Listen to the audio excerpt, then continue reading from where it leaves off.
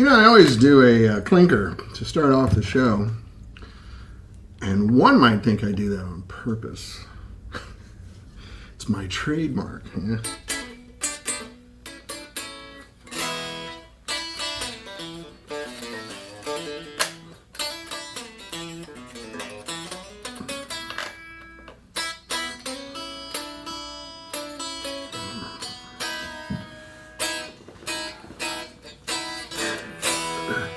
Well, greetings everybody from a messed up world. Coming to you directly from Los Angeles, California.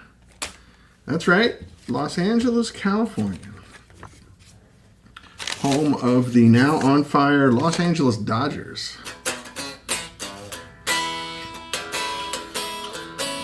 I don't know what it took, but they woke up. Hey, Knut, how are you, buddy? Good evening over there in Norway. Are you in Sweden?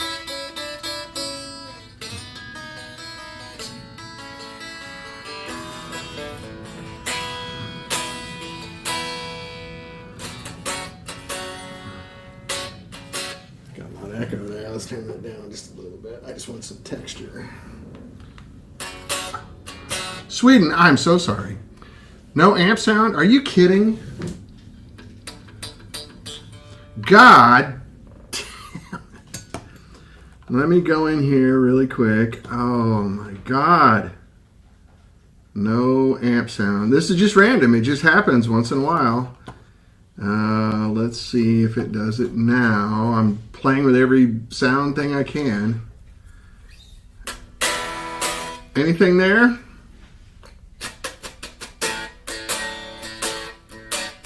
Did that change anything? I don't have many options. You know, like all I can do is sum it to mono. Like this. And then everything goes left and right. But let me try to... Stereo voice. No guitar. It's showing up here. It's showing up on StreamYard's thing too.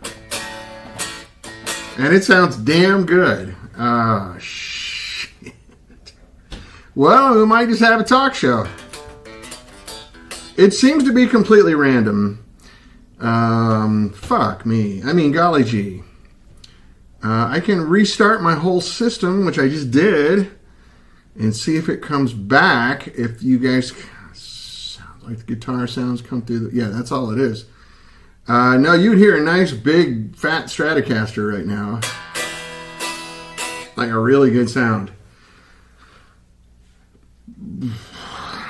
Boy, this is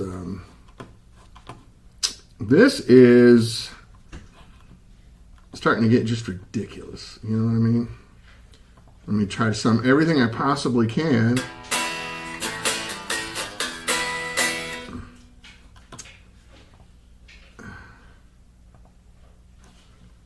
Saying an fix will cause the main outputs to be full line level and disable the main output monitor function. Okay. How about that? Oh, this guitar sounds so good too.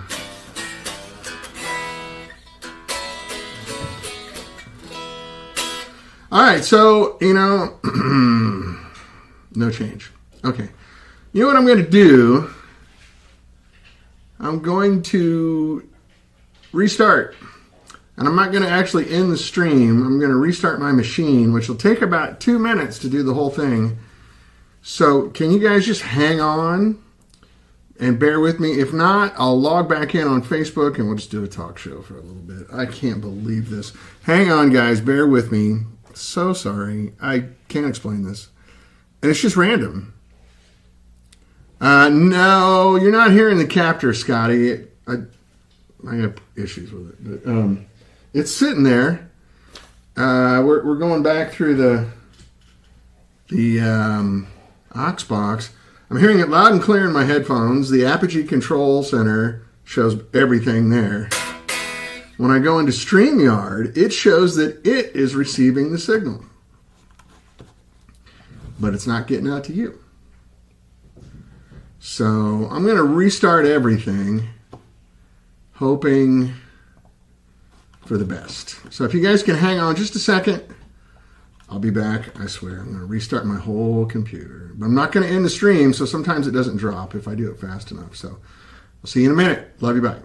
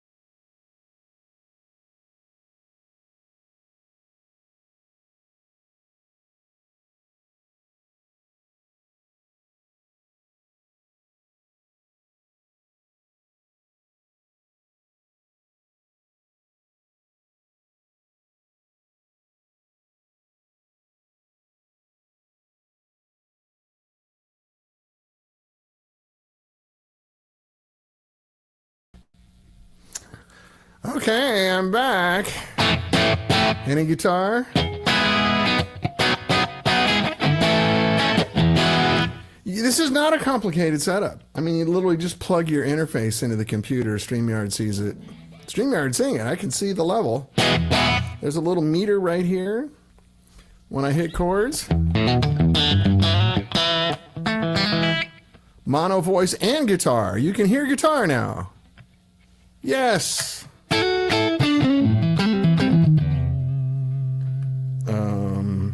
It's a great sounding guitar. So a funny story with this guitar.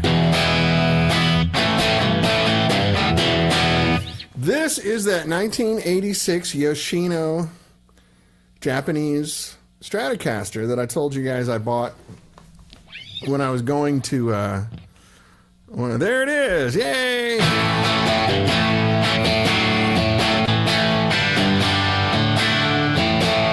So, yeah, Scotty, I'll tell you the story on the Captor. It's a really nice thing, but I need to figure out there's some compression issues with it. So, I'm sure the guys are going to help me out. Guitar left, voice right. Yeah, I can't seem to change that. There is one setting. Let me try in here. Let me see if this does anything for you. Let me know. So I can turn off all stereo options here. And how's this? Does that make any difference at all?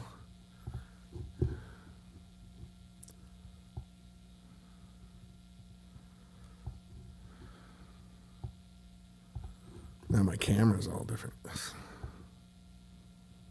Weird.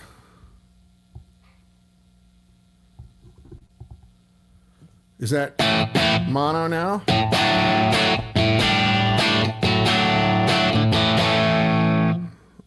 It's a moving target, man. What I did was turn off the stereo audio in StreamYard. But before I had to turn that on to make it work.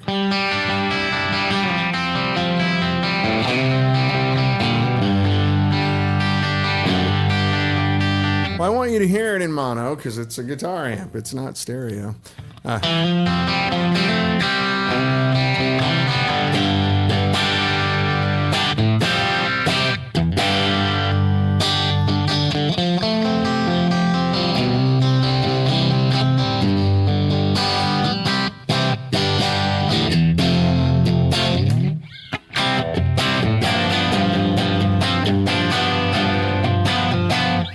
Anyway, went to the center, but volume dropped a little bit. Okay.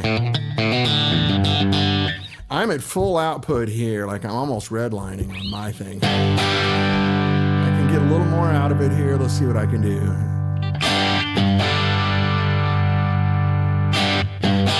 How's that? Is that a little better? I'm redlining there. Hold on a second. I know with digital stuff, when you get close to red line, it gets kind of gritty.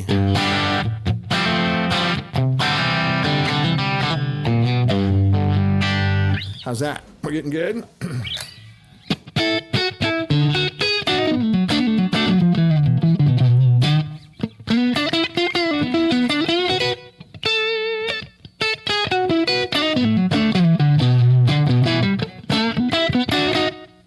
Got a little hair around it.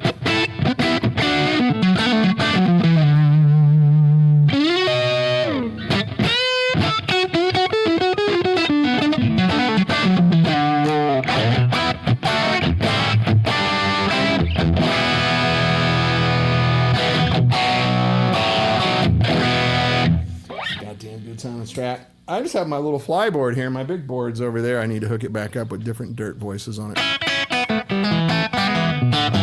You guys still there? How we doing? Getting closer?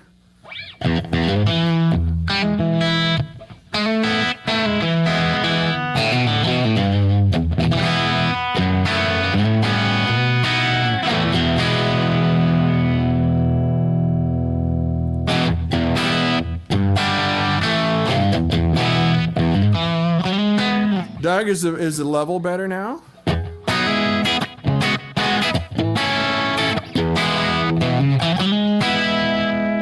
So these pickups, Ron Ellis pickups, by the way, Ron Ellis pickups, based in Carlsbad, California.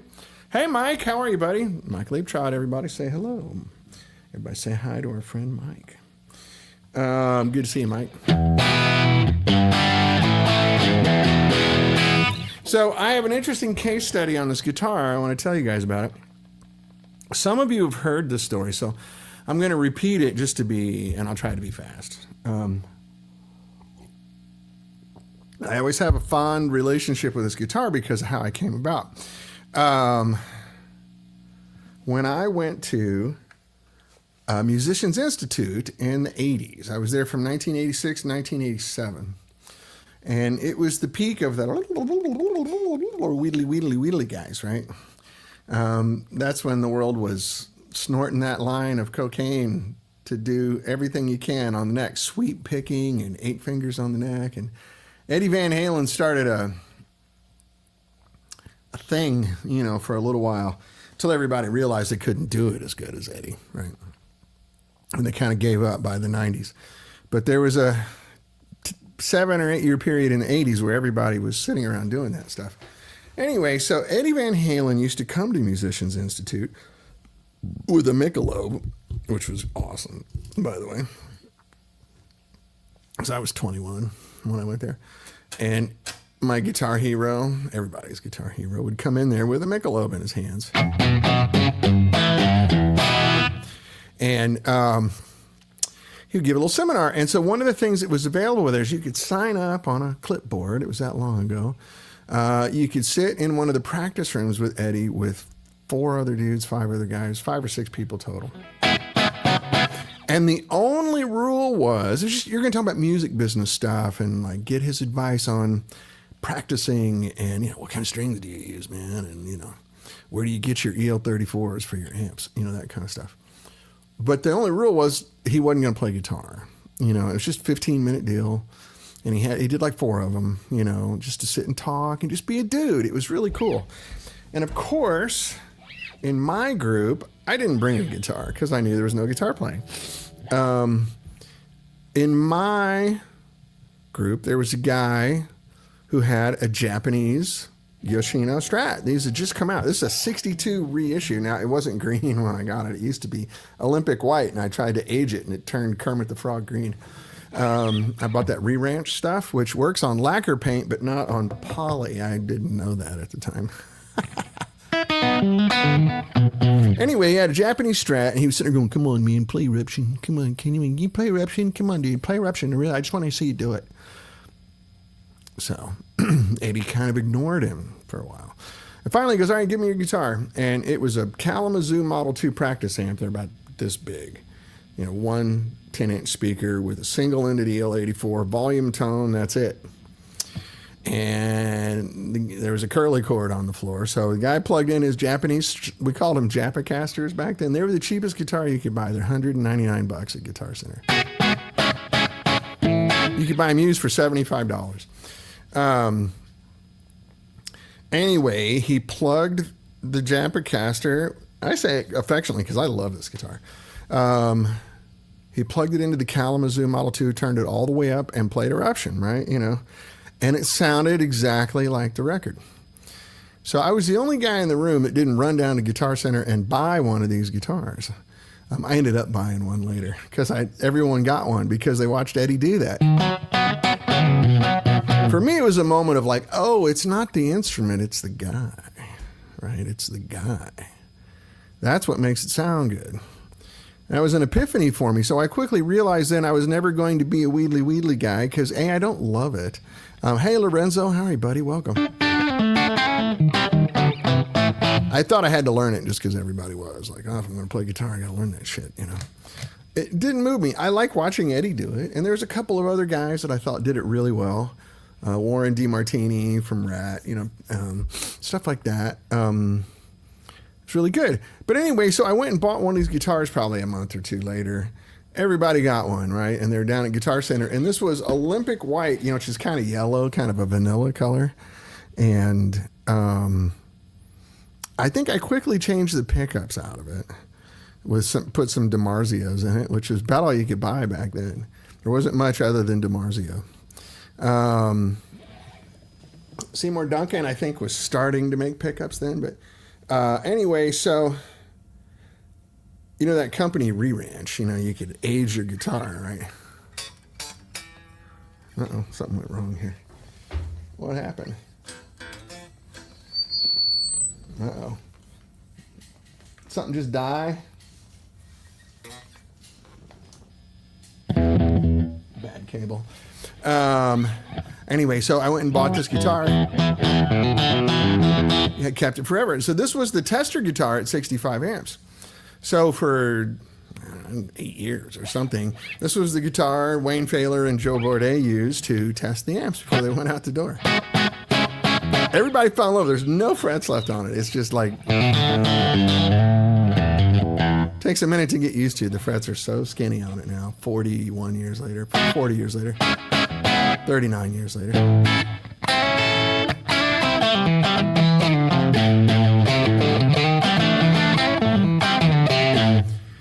Yeah, you got to see Paul Gilbert. Rob, yeah, that's when I was there, 87. Paul Gilbert graduated. He was in the class of 85, 86. Or no, 84, 85, I think. And then he was teaching when I was there. I was there 86, 87. And I saw Jeff Berlin a lot. He did that thing where he would do the Crossroads solo on his bass just to embarrass guitar players. Jeff Berlin and Frank Gambale had a band with Vinnie Colaiuta. That's what kind of school that was. It was nuts. Anyway, so the guitar just laying around. I love it. The neck is... So now these guitars are worth thousands of dollars. I've modified everything on this guitar, so I don't think it's worth anything. But I've done massively nice upgrades to it over the years. So the last one are these Ron Ellis 57 pickups. And these are so great. And then I'm getting a set of his 64s for my white Strat. But these are so good. And they got that 50s jangly thing, you know. Whereas the 60s sets are a little bigger and more mid-range, you know, Stevie Ray Vaughan sort of thing. But the 50s ones are all jangly and clanky. But if you go to the neck pickup, though...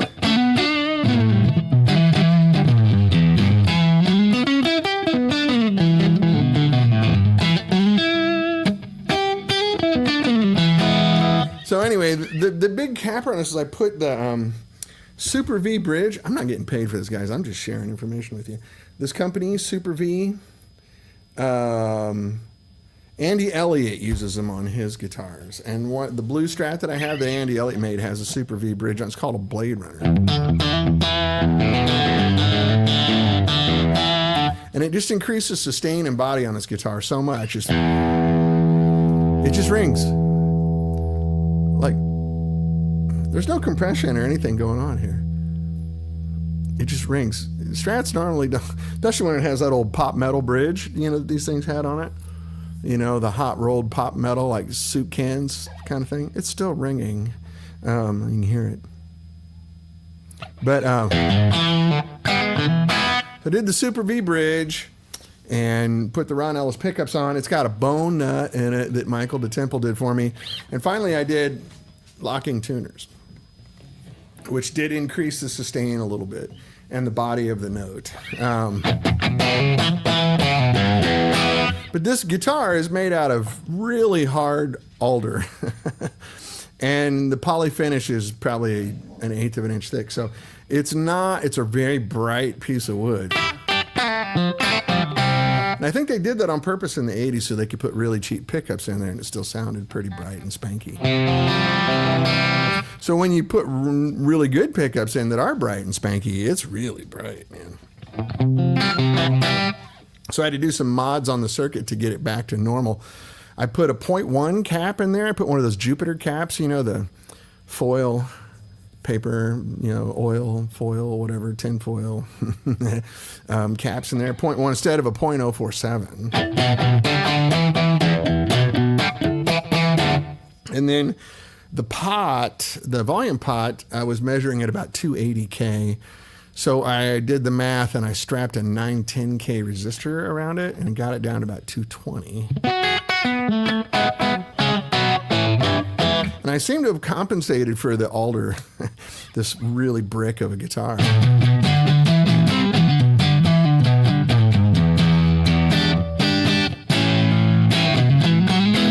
The thing that's funny is I played it yesterday. I've got one of my 112 cabinets right here, all this stuff stacked up on. And it has my mid-70s G12M in it, and I played, no one was at home for a while, so I had the place to myself. It's not nitro, no, it's poly, it's cheap poly finish. It's really thick. Like I tried to sand a little bit off the back, and I was like, nah, I would have to, I'd rather just buy another body from Warmouth or something. It's not worth it. But it really stifles the guitar, right, and it makes it super bright. Nice lightweight wood that breathes has that blow, that bottom end resonance to it, This thing is just a spank monster. And I did a lot of compensation.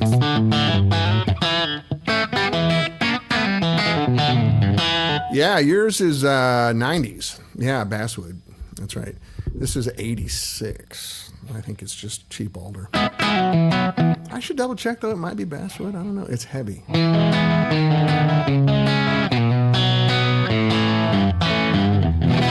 Before I changed the circuit on the guitar though, these pickups were too bright. We even went down to Ron's last week. And we were just kind of shit. I don't know. But it was so bright that I thought maybe there was accidentally a 500K pot in here. And there wasn't. It was 250, and it was measuring 250. But I have a bunch of those super pots from Billy at RS Guitar Works. Those guys are great. I'm from Missouri. They're in Kentucky, so we're homies. Anyway, I had 3 or 4 of those super pots in my desk. So I put one in just to see if it'd make a difference. And it actually did. It actually did make a little difference because the pot that was in there was like a Seymour Duncan pot or something. It changed sound a little bit.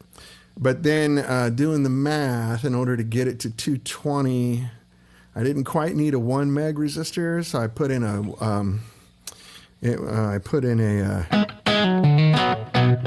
910 metal film. And it took the ice pick out of it. There was a lot of ice pick before. And Ron's pickups are not ice pick pickups. These are the best pickups you can buy, right?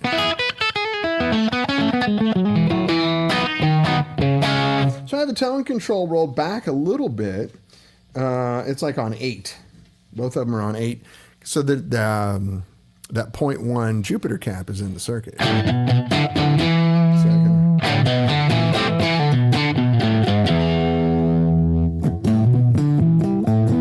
It's a big cap, right? So I can mud it out if I want to.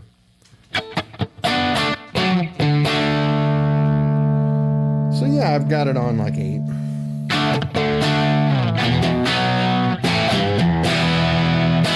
Yeah, mid-80s Squire. Those are great guitars too.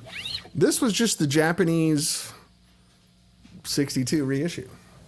I think it's made in the Yoshino factory, which is where all the high-end Gretches are made and stuff like that. So they eventually spread them out all over the place, but now these first ones really draw money. If this were original, it'd be worth a few $1,000s.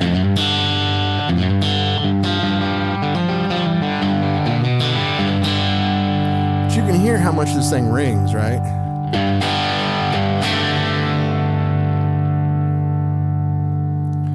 I like guitars that ring.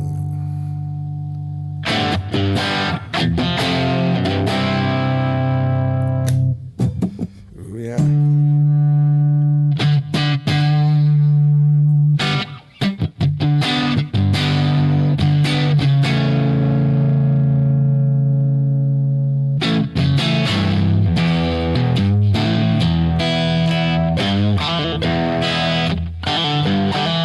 There's that one little thing in Voodoo Child that I always think is like how you test a Strat.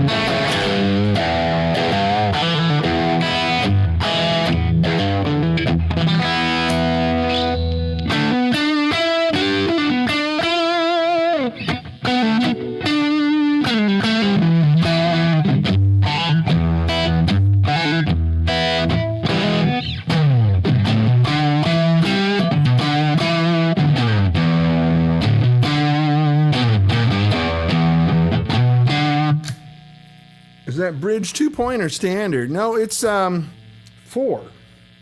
Got 2 screws on each side. It fits in a standard. It fits in a standard 6 hole configuration, but there's only. Let me show you. Let me just make it easy. Let me hold it up to the camera. You can have a look and see. See how there's 4.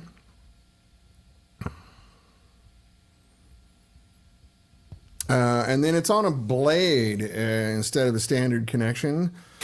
And it's got this high carbon, heavy block. And so it rings. Hey, Mac, how are you, buddy? Good to see you. No, I'm just using a little direct drive pedal here. I don't have my big board with all the good dirt on it, just this one pedal. This is a great pedal, but it's not a do-everything pedal. Anyway, that to me is how you can tell if your Strat and your guitar and your amp are working, if you can hear those notes.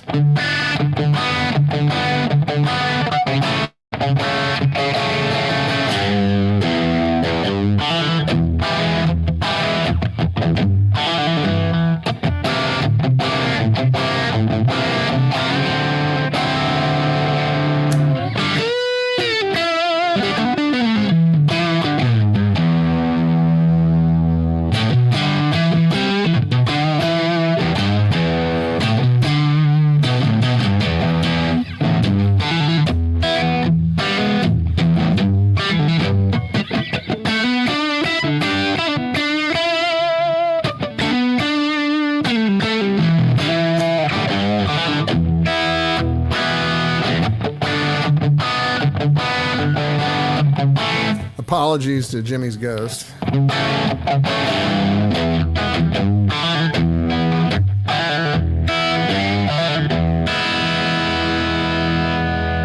Anyway, you get the idea. That's just a direct drive with a little slapback echo on it.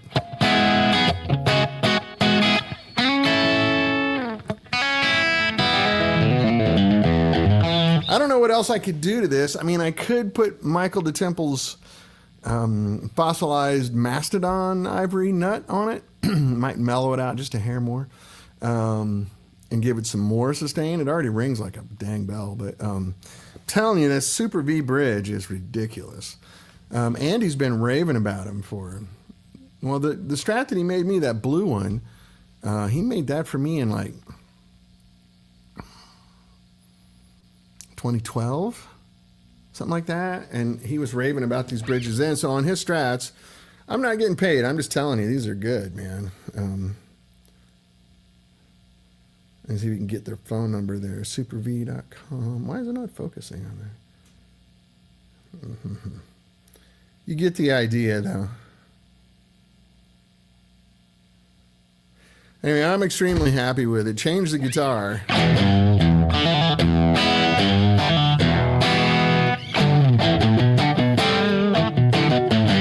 So this is just my sentimental old friend. I've had it almost 40 years.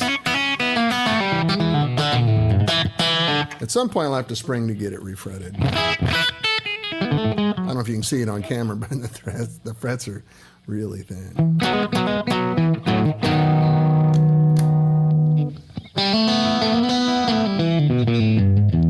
So let's go down to super clean. These pickups are so... Someone asked me, Lorenzo, do you have a PRS? No, I do not have a PRS.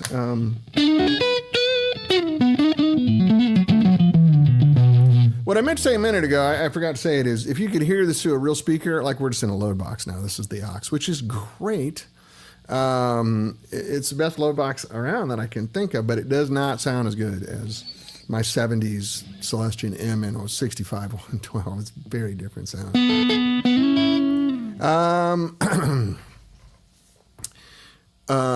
So Matt, good question. I have played Lance Lerman's guitars. I love Lance Lerman's stuff.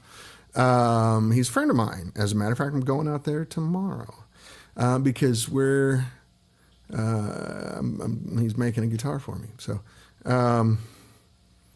anyway, Lance is the CNC king. And you're right. He's a very humble, nice person.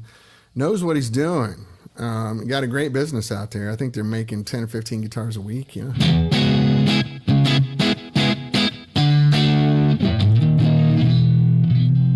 Got that kind of thing.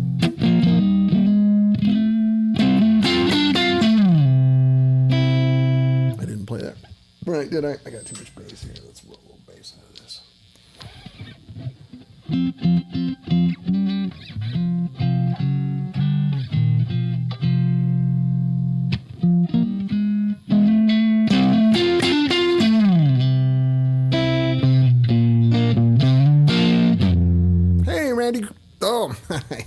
I'm sorry. Randy Kreth, how are you, buddy? I'm slowly getting over the COVID thing. I still got a little bit of it. I pretty much still have a non-negotiable nap once a day. I just wipe out. And then by 9:30 at night, I turn into a pumpkin. So I'm just playing some new Ron Ellis 57 pickups that I got in my old Japanese Stratocaster. Really brought it to life.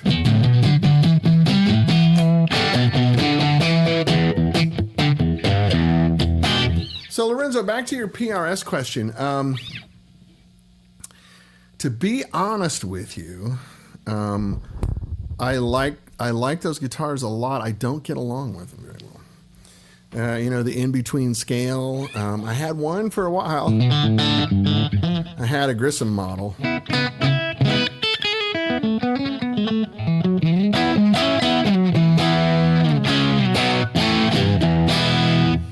And it was a really nice guitar. I don't know what it is. I just don't resonate with them, pardon the pun, that well.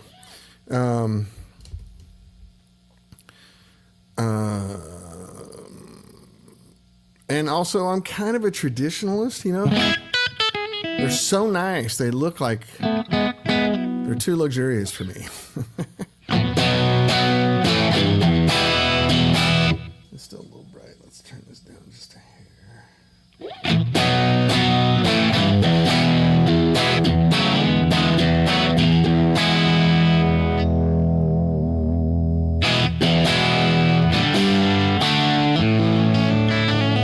So this is our old friend, the Monterey, too. I had one laying. I don't have a cabinet for it. I'm going to try to get one tomorrow night.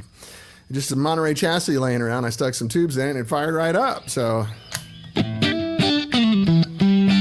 I might refret it, Lorenzo. I mean, it's $300, you know, and to get a good fret job. And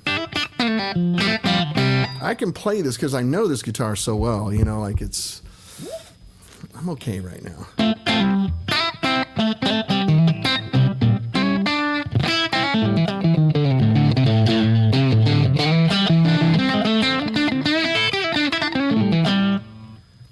Yeah, so Scotty, you kind of nailed it.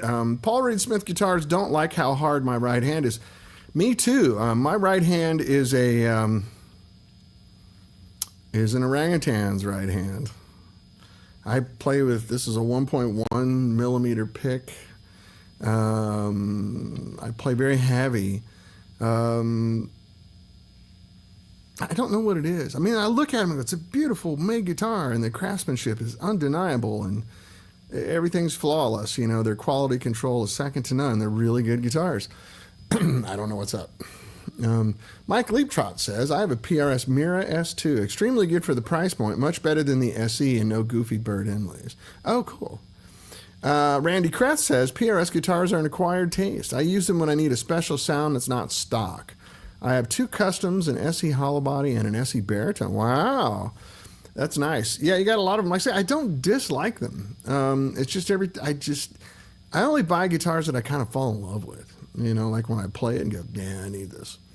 And I just haven't had that happen yet with one of Paul's guitars. I hear other people play them and they sound perfect, you know.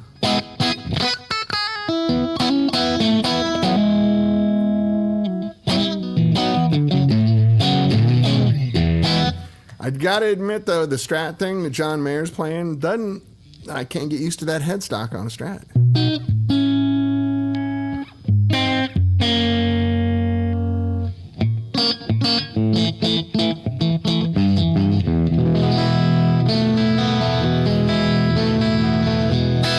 But I say it's just for me, you know, like I'm not going to badmouth them. They're great guitar. Literally, they're one of the most well-made instruments I've ever seen.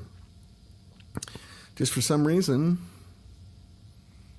you know, like there's certain women, you know, like everybody thinks are really beautiful, and you just go, eh.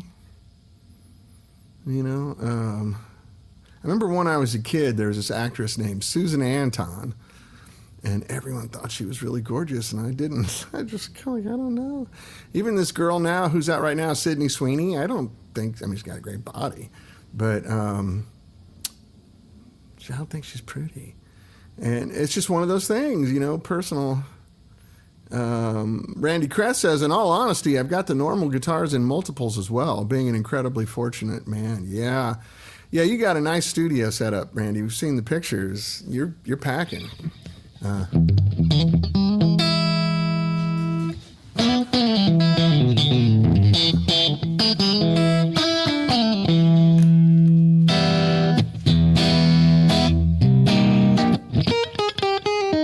I really wish you could hear this through a speaker. Man, yesterday I think I played guitar, you know, like sat here and it was cranked. I was rocking for like 90 minutes or something. And Scotty Bratcher, I think I'm hip, dude. I know what you're saying. I like a little trailer in my ladies. Yeah. From the ashes of almost to the phoenix of after the fire. Yes, that's true. That's been a while. When was that big fire? When did we fix that amp for you? Was that like 10 or 12 years ago?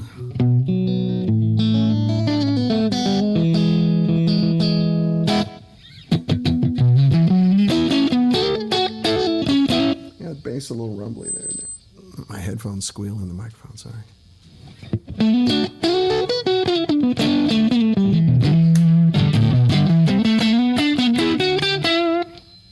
Yeah, that was not a good lick, was it? 5 years ago, is that it?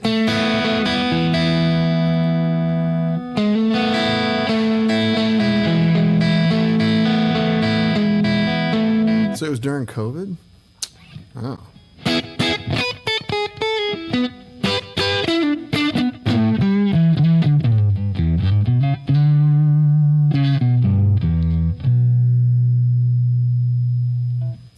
Too much of that 0.1 cap coming through here.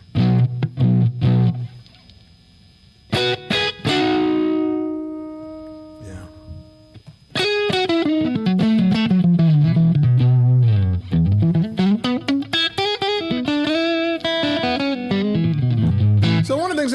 question, I hope that the government shutdown isn't affecting any of you guys.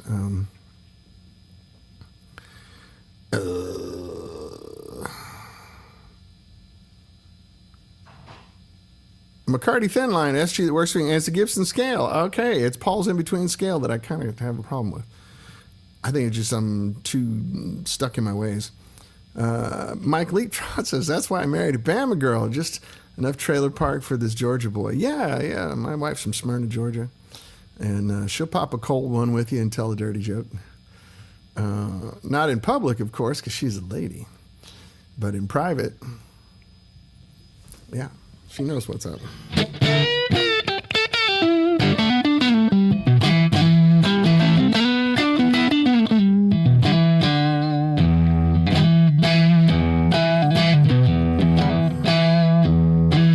That sound. That's the wrong key, though, isn't it? I haven't played Hendrix in so long.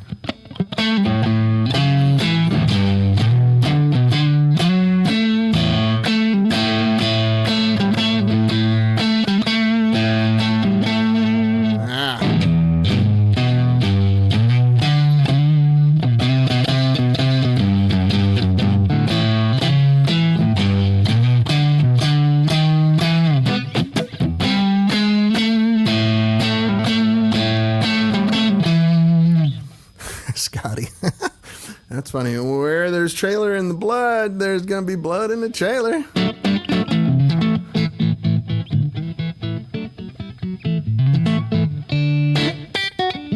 It does have the Midnight Ramble. I have my capo right here. We could do that. Thank you, Mac. That's very kind. Yeah, I mean, I did play back then for a living, so let's see.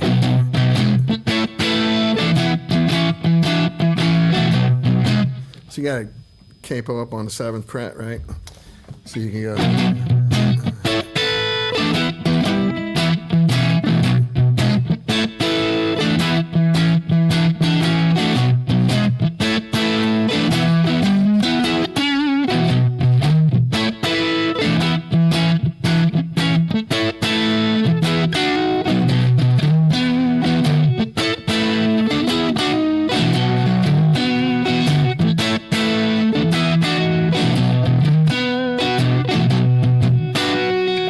Castles Made of Sand. Oh my God. I'd have to study that and come back next week. It's one of those songs you got to play it correctly.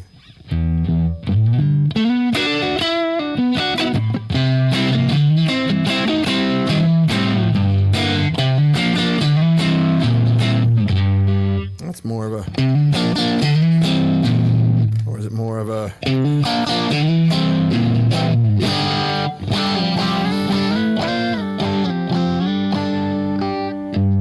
Something like that. Or that's not even Castles, is it? Anyway, I got to go back and do some Hendrix. Hendrix, I loved Hendrix when I was a kid. But it's so complex if you want to play it correctly. You really got to spend some time doing it. Anyway, that's these pickups. And this is in a really questionable guitar. Granted, I upgraded everything. Like, if you just drop these pickups in a mediocre guitar, you're not going to get these results. But you have to get the strings ringing, so that Super V bridge and a nice bone nut. I might upgrade it to fossilized Mastodon, but that's $250. And then if I want to do frets too, we're talking $600 something upgrades in a guitar that I paid $199 for. So I'm going to have a few thousand in upgrades on a cheap guitar. But you probably have, I do too. I have 2 more Strats, and they're great. I got that Custom Shop 60 Relic that's the, really nice one. And it's been upgraded. It's Callahan bridge set. That one has Jason Lawler's pickups in it, which I'm going to put Ron's 64 set in, which is more the SRV, John Mayer, Hendrix-y kind of set. And that has locking tuners. That has the Mastodon nut on it. And then same with Andy's guitar. The Strat. I have Ron Ellis's humbucker in it. Andy's single coils. It's got the Mastodon nut and the Super V bridge. All all these things unfortunately cost money, right? So it's something you can do over time. I think this bridge, the way I got it, because I got the vintage saddles, which adds like $80 to it. I think the retail price on the bridge is like $240 or something like that. Really, and you can, I'm telling you, anybody can install it. And it comes with the bridge and the block. It's already pre-intonated. Like literally just screw it down and it freaking works. It's crazy. I didn't have to change anything. The intonation was perfect. That's the biggest scary part of changing your bridge out, right? Is you got to re-intonate the whole thing. This one I did not. There was no, I just screwed it down, 4 screws, and then I connected the claw, you know, the springs in the claw. So I had to loosen the claw, you know, to get it back far enough where I could connect the springs and then crank the claw back down. I spent a little time balancing it. You know, I like to have the bridge plate level with the guitar. I don't like it sticking up. I don't like it touching the body. I like to be able to pull up just a little bit so I can go where it sounds like a warbling tape, you know. I don't do diving.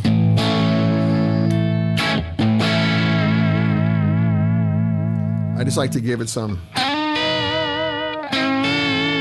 just having a little bit of upstroke there. Doesn't that sound like a shitty tape recorder?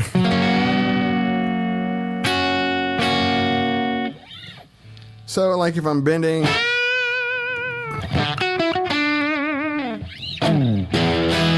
stays perfectly in tune. I don't do the dive bombing thing. I used to do that in the 80s. And even then I was like, I was just doing it because everybody else was.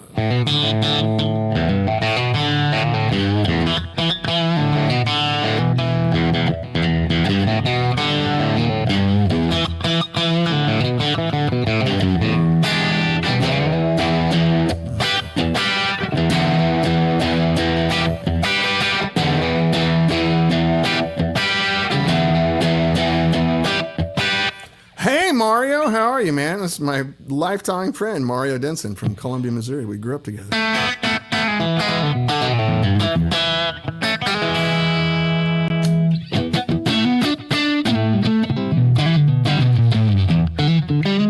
You still playing bass, Mario? Still hanging in there, getting better every day? You kind of caught me at the end here. My hands are wearing out. Really, you know, no Jeff Beck pull-ups. I can't pull up that far on this. That's about as far as I can go. Not even a quarter step, maybe. I just like it to sound a little wacko. I'm not really crazy.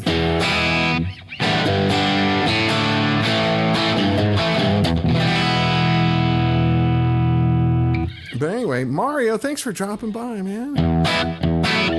I'm actually going to be in Columbia. I'm flying to Columbia on October 13th. Going to see my dad. Haven't seen him in a while. Going to be there for about 8 days if you're around. Great, man. You're a good bass player, Mario, and you stick with it.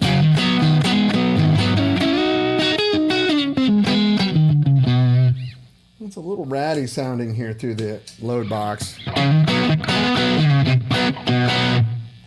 Just a little scratch on the top. Let's see.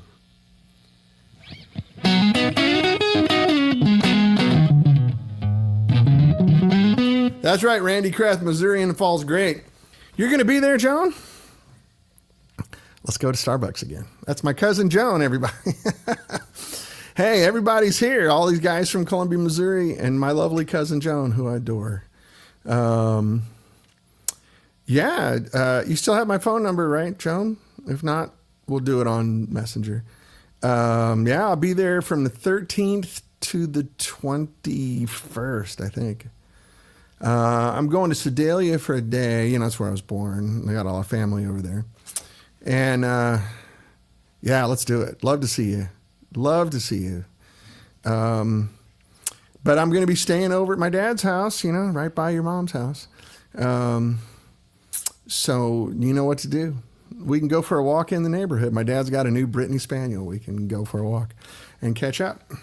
We can walk to some coffee joint. I don't know if there's any coffee joints within walking distance of our neighborhood, but who knows? Anyway, so guess what I'm doing, Randy? Missouri stuff, right? I'm going to Oktoberfest in Herman. Yay. Gonna go do the duck dance and drink some beer and local Missouri wine. It's your mom's 100th birthday. Get out of here. Are your brothers and sisters going to be there too? Oh my God. That's so cool. Our family, so Joan and I are part of this really enormous family, extended family. So Joan's father and my father are first cousins. And so we're just cousins, first cousins, once removed, second cousins, whatever it's called. Wow, I'd love to see all your siblings. That's amazing. Good genes, good genes. Unfortunately, I don't share any genes with your mom, so I'll get those. Worst case scenario, tell your mom congratulations. Mr. Leap Trot, Mike says, well, Mr. Carpetbagger, around here we got a thing called a Missouri boat ride. What's a Missouri boat ride, Mike? My family are all immigrants, so like this is all post-Civil War stuff, so I never got any of that.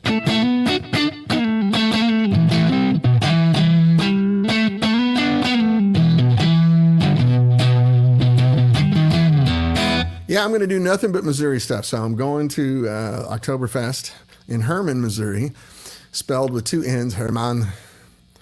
And I affectionately Clint Eastwood movie. Oh, okay. So, the outlaw Josie Wales, that's all about Missouri and Kansas, right? But,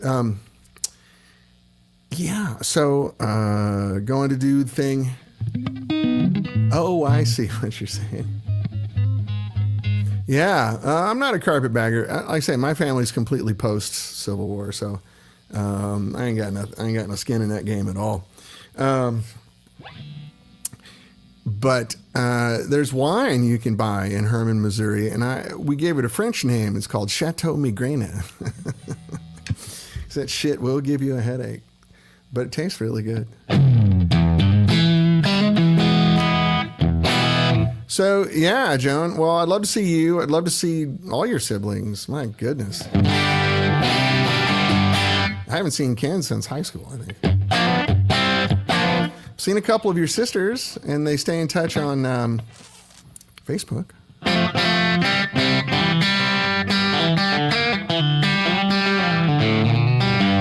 Well, I'll tell my dad, too. He might want to come over and wish your mom happy birthday. I mean, we live like, 4 blocks away or something, so... yeah, that'd be cool. So yeah, I'm going like sporting clay shooting. I'm going fishing. Going to Oktoberfest. Hanging out at the University of Missouri. Gonna go down to Booch's and get some burgers. Mario, you want to meet me over there? My parents are originally from Sedalia, Missouri, Mac. Which kind of the music connection. Scott Joplin wrote all that ragtime stuff in Sedalia, Missouri. He was a piano player in a bordello, and he wrote ragtime music to keep the cowboys dancing, so they'd stick around and pay money for the girls. I think that's a very cool heritage myself, but.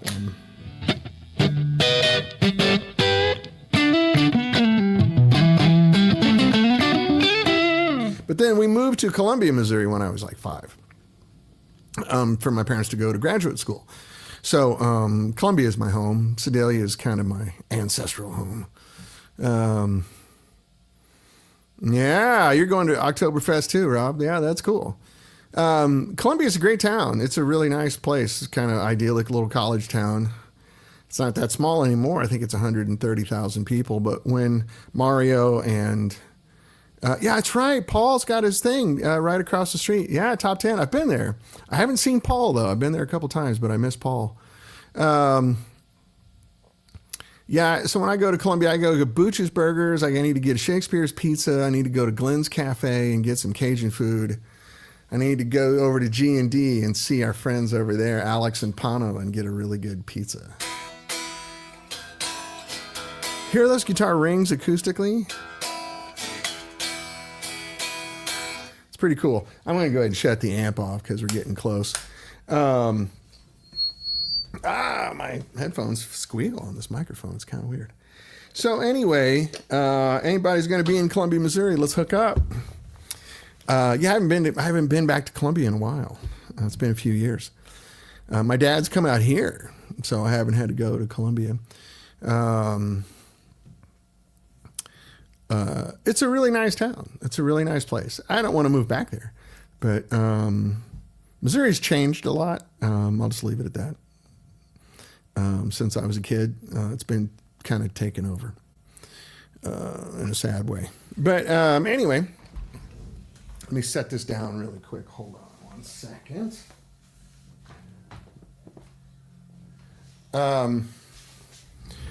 Missouri is a beautiful state. I love it. People are really nice. And my family, for the most part, 3 of my 4 grandparents were like first generation. So,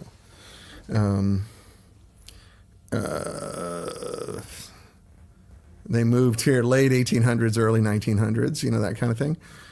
So Missouri's all German and Irish. So the family that Joan and I share is all Germans. So when you go to Missouri, all of the hotels are H-A-U-S instead of H-O-U-S-E. I didn't know that people said bless you until I moved to California, because in Missouri, when someone sneezes, you say Gesundheit, which means be healthy, right? And phones ring. And even the McDonald's, there's a McDonald's, I don't know if it's still there or not, but there's a McDonald's on one of the exits close to Columbia where it had a sign over the door that said Willkommen. So, and it's pretty much owned by Anheuser-Busch, so beer is kind of like water when you're kids. But then the other side of my family are Irish immigrants, and so they're just rowdy as hell and really fun. And so I plan on one day I'm gonna meet in Sedalia, Joan, with a bunch of my cousins on my mom's side, and we're gonna do catfish. I think do a big catfish fry down at Liberty Park if you want to come. But yeah, we're going to go fishing in Liberty Park. And then my uncle owns a farm out in Bunston. And there's a big stocked lake there. So if you grew up in Missouri, guys, the state will stock your pond or lake for you for free. So my uncle has a place about 30 miles from Columbia, a couple 100 acres. Big stocked lake full of smallmouth bass, bluegill, and crappie. So, and they're dumb because no one fishes. Randy Krath, good to see you, buddy. The fish are dumb because no one fishes there. My uncle's passed away, so my dad they have a caretaker on the property, and my dad goes out there with the bird dog, and goes fishing every weekend. And it takes about 3 casts to catch a fish, and smallmouth bass fight. So this is all Missouri stuff, right? This is all seriously good, like Missouri activities. So I don't get to do that in Los Angeles. So you guys are probably sitting there going, what in the fuck is this guy talking about? So it's fun for me. I got to go home. And, Booch's is a place in Columbia. Yeah, Mike, come on up to Missouri, man. We got some good catfish there.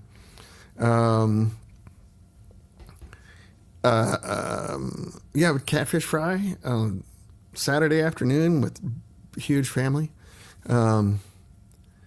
Thanks, Mac. I appreciate that. Yeah. We have quite a bit, but the more the better. So, the hell was I going to say? Yeah, catfish fry with all your cousins on a Saturday afternoon. It's really good.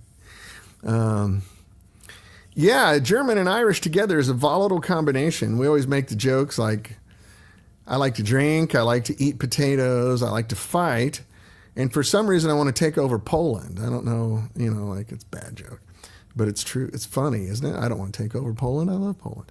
But bad German jokes. And Germans can make fun of Germans, by the way. It's not politically incorrect if a German makes fun of a German. So give me a break. Anyway, it's almost 1:00. I have done nothing but rattle on. I appreciate the offer there, Mac. That's great. Maybe down the road. I got quite a bit. My dad has been diving into this for decades. Basil, let's start over, he says. I just got here. Well, I would love to. But I got to run. I have an appointment maybe this afternoon with a guy that has an investment firm. And I haven't heard back from him, so I think maybe he's busy. Let me just double check. No, have not heard back. Super nice guy. We met last week. I'm sure something will happen. Your German ancestors were all right in Poland. Yeah, half of Poland was East Prussia for a long time. So East Prussia went all the way over to what is now called Gdansk, but it used to be Danzig. It was all Germany, the northern part of Poland. So there's a lot of intermingling there. It was just a joke. It's an inappropriate joke. But I couldn't resist. I think it's a funny joke. I like to eat, drink beer, eat potatoes, fight. And for some reason, no, it's quite a difference on both sides of my family, because my German side of the family, they're very, well-mannered, proper, don't cuss, like that kind of thing. And then you get my Irish relatives, man, it's a party. It's nothing but fun. But my German relatives, they're fun. Like, you're in a room with them, it's 110 decibels of laughter and talking, and it's all good. Everybody's nice. Point being, Mike Leaptrot, the point being that I don't have any Civil War sort of thing going on. None of my family were here. So I don't know what to do. But anyway, enough about me. Mario Denson, if you're going to be in Columbia, Joan, if you're still listening, let's definitely hook up. I can't believe your mom's turning 100. That's crazy. And she's still healthy and still around. That's so cool. I definitely would love to give her a kiss on the cheek and tell her happy birthday. You are going to be, Mario, you are going to be in Columbia. You're an American and a German citizen. That's right, because you were born over there, right? Military family? Yeah. So we could speak German. I speak German. Learned it from my grandmother. If you're going to be there in town, I'd love to see you, man. I don't know. When's the last time you and I saw each other? The 80s? We just talk on social media. So, yeah, I'd love to see you. I honestly, I want to go to Booch's. I want to go to Shakespeare's. I want to go to G&D. I want to go to Glenn's Cafe. I know there's a bunch of great new restaurants in Columbia, but those are my places. Those are my joints. So if you want to go over to Booch's and shoot some stick, drink a beer and eat a couple burgers, that'd be great. Or just share a pie over at G&D or Shakespeare's. I love to go to Glenn's and get their atchafalaya, which is good. Yeah. You were born in Nuremberg, right? I forgot. We got to go to the Heidelberg. Oh, yeah, and see Dickie. Well, Richard, right? We call him Richard now, right? Yeah, all those places. There's a million places to go. Columbia is such a great town. When I first left Columbia, for about 5 years, I thought, I'm definitely going to move back, But I've kind of lived in all these other places now. I like to visit Columbia a lot. I don't think I could live there anymore. But, I lived in London, and I lived in New York, and I lived in Atlanta. And I've lived in Los Angeles now, this time, for 30 years. But every time I go to Columbia, I have a great time. And I see relatives and friends and everything, and the food's great. The steaks are ridiculous in Missouri, by the way, and they cost half of what they do in California. Rob Price says, my grandmother could speak better Polish than German. German's from Lithuania and from the Suwalki region in Poland. Yeah. My grandmother was from the North Rhine.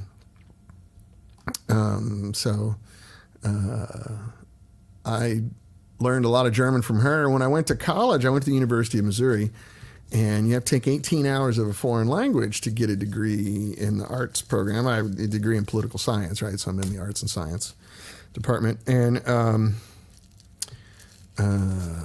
I thought, I already know German. This is going to be easy. Little did I know that there's High German and Low German. All I knew was Low German, and it was pretty regional dialect. It didn't serve me at all in college. Other than they said my accent was really good and I picked things up quickly. I could speak at twice the pace of the other students. But so I went in there and said, hey, I kind of speak German. Maybe I don't need to start in German 1. And so I went in and talked to the head of the department, Herr Muller, and I spoke for a minute.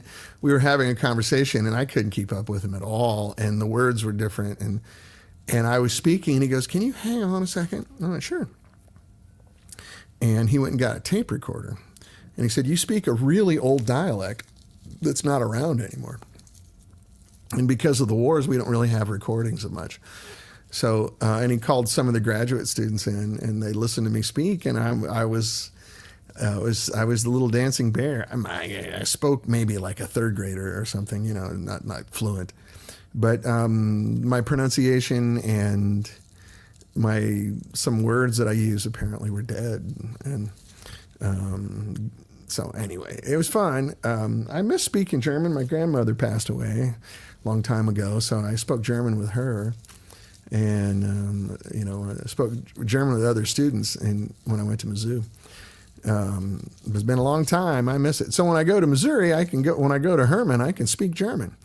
And then there's like a little tea room called Mozart's Tea Room in Cole Camp where it's a bunch of old German girls in there. And ironically, my Irish aunts love to go there with me and listen to me speak German with them. So I go pick up all my little aunties and we go to the Mozart Tea Room and speak German. And they speak perfect English there, of course, but my aunts just want to hear me speak German. Is that funny? Now you guys are getting into some serious Missouri backwater craziness. Well, anyway, Mario, let's exchange phone numbers on Messenger. I'd love to see you, man. Honestly, I didn't really keep up with a lot of people from high school. I don't know if you remember, but when I was in high school, I was playing music. I didn't really, other than the guys I was playing music with, I just didn't spend a lot of time with people at Rockbridge. My Joan here, who was there, and her brother Ken and I were really good friends. He's my cousin, and but I was out playing music every weekend, with Randy Singleton and Brian Kemp. So I wasn't around. So it's kind of funny when I go back there now. You guys are all so tight, and I don't really know you guys that well. Mario, I think you and I interacted more in junior high than we did in high school. But so I'm looking forward to it, and nobody cares about this. Everyone that watches my normal 65 shows go, what in the hell is this guy talking about? Sorry, if you're watching the recording. Yeah, that's right, West Junior. You probably remember my band playing there at lunch hour, right? So I dove in. Once I got into a band, I kind of quit.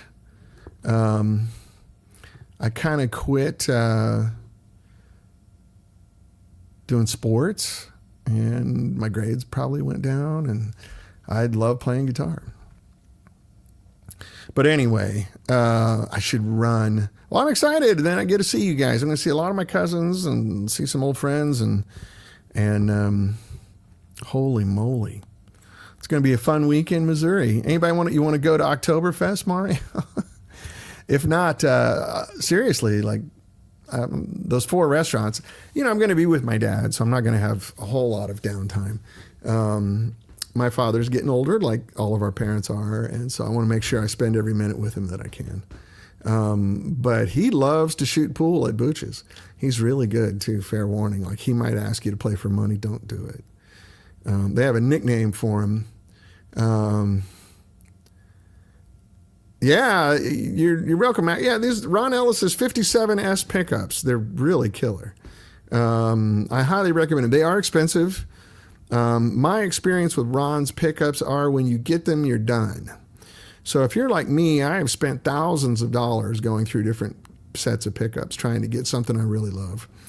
With Ron's, you're just kind of there. You're finished. Like my Les Paul, which I need to go back to. I've been doing a lot of Fender stuff lately. Let's go back to some Gibson things. But my Sunburst Les Paul, that Ron's humbucker's in there for 15 years.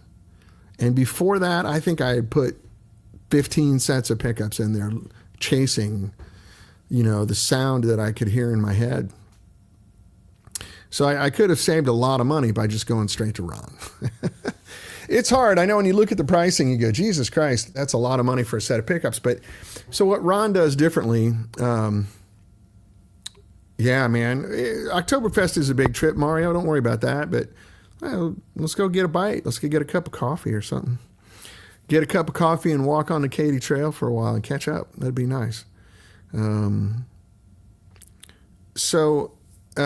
Anyway, Ron used to work for Livermore Labs, where Oppenheimer worked. He's that level of guy. And so he was able to put pickups on a spectral analysis machine and see what they're really made of. So when you say Alnico 2, what does that mean? Most pickup makers don't understand. They just go, it's less magnetism. It's not it. It's part of it, but how much aluminum, how much nickel, how much cobalt are in the magnets, right? What's the ratio there? And then how much carbon contamination's in the magnet, because they weren't, modern magnets and steel are cooked in a machine, right? It's done by a computer. Back then it was done by a person, so it was done at lower temperature. The materials would get polluted with carbon contamination. That makes a difference in the sound. Also, the wire back then wasn't level. It was kind of different diameters. Modern wire is perfect, right? And so Ron has identified all that stuff, which costs a lot of money, and he's using correct components that cost a lot of money. Also, he's one of the few people in our business that runs a legit shop. Like everybody there is on salary, they have health care, they get paid vacation, blah, blah, blah, blah, blah. If you know this business, that's extremely unusual. Extremely unusual. Usually it's a bunch of baseless, nameless contractors doing mindless work. Ron doesn't do that. He runs a really legit shop. So I feel good spending money with him because of that. Anyway, also he's a super gentleman. If you can see any videos of him on YouTube, check him out. He's a real gent. I was just down there last week. I took 4 guitars down. We kind of assessed the situation on all of them. I have his pickups in pretty much everything I own that he makes. I have a vintage Gretsch that doesn't have his pickups. I have a Rickenbacker that doesn't have his pickups. And I have a 58 Junior reissue from the custom shop that doesn't have his pickups, not because I don't want to put his P90s in there, just because these are really good. But all my other guitars, I'm kind of exclusively Ron now. But it's an investment. I get it. You're going to go to his website right now and go, damn, that's not worth it. It is worth it. I'm telling you right now, you're going to go broke saving money looking for stuff. You don't need to look any further. So you heard those. These are the 50s sounding Strat pickups, which are a little brighter, a little spankier, a little more forward.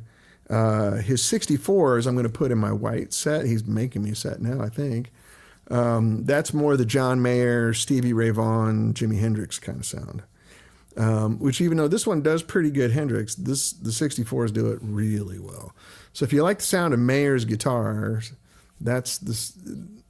Previous to the Paul Reed Smith stuff, when he was playing Fenders, those had Ron's pickups in them.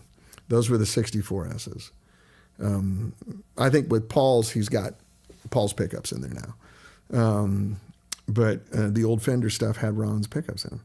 So when you think about songs like Gravity and,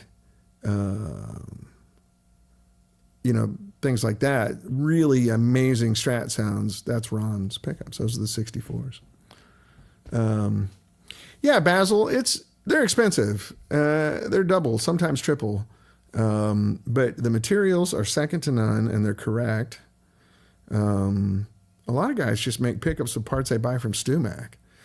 They got a little machine, they wind them, and it's pretty cut and dry. Everybody's got their own little recipe, of course, and they can make. I know guys that make great pickups. I mean, I can name you 5 builders right now that make really good pickups. Matter of fact, I went over and visited my friend Rob Timmons the other day on Monday. Arcane pickups, really nice pickups. Jason Lawler makes great pickups. There's a lot of people that do. Since Mark DiLorenzo has taken over Seymour Duncan, they're back in the game. their custom shop stuff is killing. So Ron's just kind of different. I like spending money with him because he runs a legit business and because he's a real gentleman. He's a super guy. So anyway, I'll quit raving about my friend Ron Ellis. When I met Ron, he was making pickups in his garage. This is maybe 20 years ago. Was it 20 years ago? Yeah, 21 years ago. And it was just, on Saturday afternoon, he'd wind some pickups. And Peter Stroud got me aside at NAMM, and Ron was there visiting NAMM. And Ron said, Peter said, you got to meet this guy, Ron Ellis. He makes the most ridiculous pickups. I just put some in one of my guitars, and he's super nice. So come say hi to him. And I met Ron, and sure enough, I was one of those guys where like, man, I really like this guy. How you meet people once in a while in your life where you go, damn, this guy's actually pretty cool. That's Ron Ellis. So Ron's aged, since then. He's retired now from working for Livermore, and he's a gentleman, and it's all good. So anyway, that's my pitch. I'll stop. And I'm not getting paid to say any of that stuff, by the way. I get my pickups like everybody else does. So I do get an industry accommodation because I'm in the industry, but, they're still not cheap.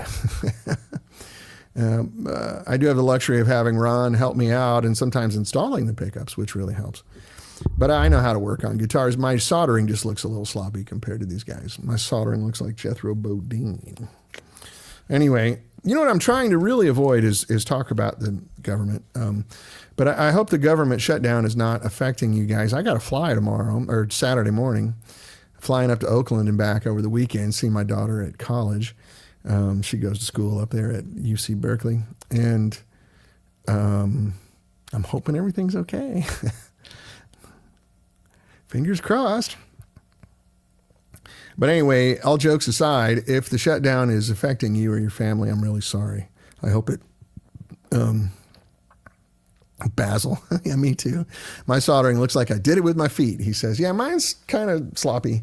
I'm sure if I did it all day, every day, I'd be pretty good after a little while, but I don't get the opportunity to solder anymore. And I haven't made an amp. Sorry, adjusting this light here really quick. I haven't made an amp from scratch in a long time, like almost 20 years. I don't like it. Your wife went there? What's that? To your feet? I'm just not really good at soldering. I never have been. I kind of like my neck hurts when I get down and do this. And, it's like, it's not my thing. I like designing prototypes, and I was working on the prototype over here this week, and I kind of fucked it up. I kind of screwed something up, and I can't figure it out. So I got to take it to an expert to get a little help. It's been that long. I'm not a good repair guy. I'm not a good troubleshooter beyond basics. Oh, UC Berkeley. Oh, yeah, right on. Cool, Basil. Yeah, it's a great school. Great school. Oppenheimer taught there. And the current president of Mexico went there. Like they have it's really weird when I go there. It's the only place I've ever been where they have a reserved parking section for Nobel Prize winners. Yeah, I'm sorry, Greg. I hope it's not hurting you. It's really dumb. They're always dumb, but this one is just dumb, What I really get tired of, and it's so insulting, is the lying. When you talk to the left, it's all, those guys are all evil and stupid, and they don't want to do anything, and they don't want milk for babies. And when you talk to the guys on the right, they all go, these people are all stupid, and they don't want anything, and they want to hurt you. And none of that's true. They're all vying for political power, and you and I pay the price. And it's just lies. It's just nothing but lies. Like, any American who tells you to hate another American is a bad person. I'm just going to say it out loud. So that negates cable news, right? So if you're watching your news on cable, they get rich off of scaring you and making you be fearful of other Americans, which is complete and utter bullshit. Americans are great. But a lot of people have been convinced to hate other Americans, and I ain't doing that. I'm not going to participate. So anyway, best I can say is I hope everything is okay where you are. I really do. I want the best for everybody. All Americans, whether we're the same party or the same race or the same religion, I do not care. I honestly do not care.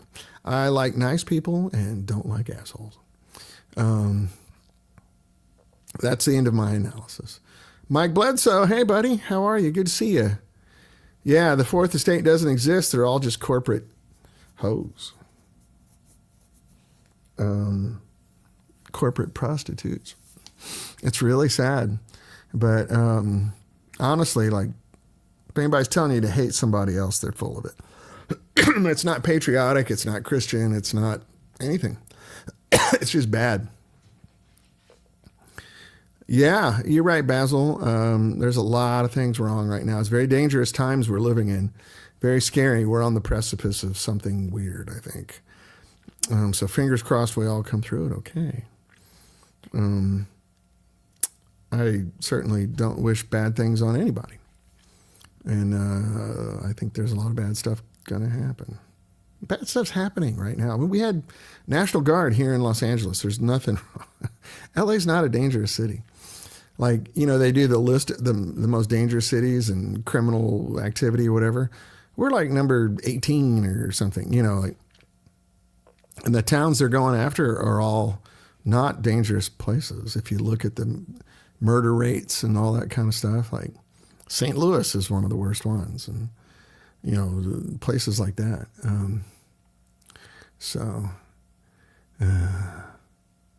Anyway, I don't want to go there and get down that rabbit hole.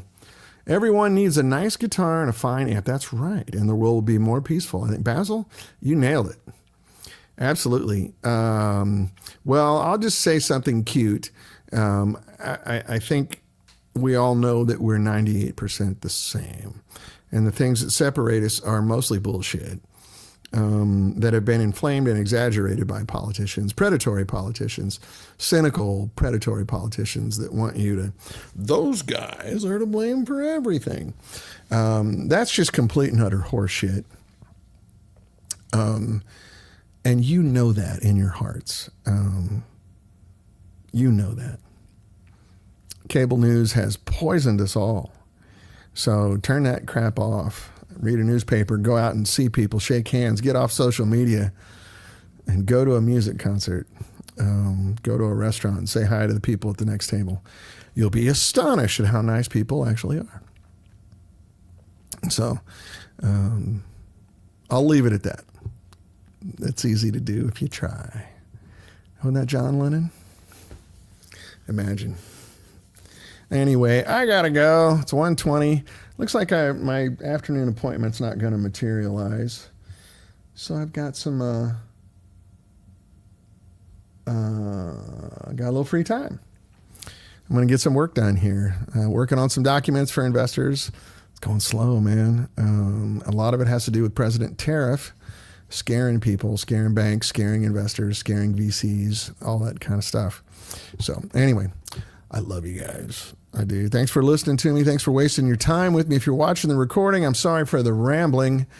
Yeah, we could do a talk show, but I don't know. I don't know if that's smart or not. I get a lot of people that ask me to do that. I don't want to mix it with the music stuff. I'm sorry that I did today. But anyway, I love you guys. Mario Denson, I look forward to seeing you. Joan, my cousin Joan, who I love. I look forward to seeing you too. Very soon, week after next, I guess, right? So, all right, gotta run, fellas and ladies. I'll see you next week, definitely, I think, unless another one of these meetings. The only time I interrupt you guys is if I get an investor meeting, then I gotta go for that. So, yeah, I'd love to see Dave again. I haven't seen Dave in a long time. Anyway, love you guys, mean it. Peace and love, Mike. Thank you. All right, see you next week. Take care. All the best.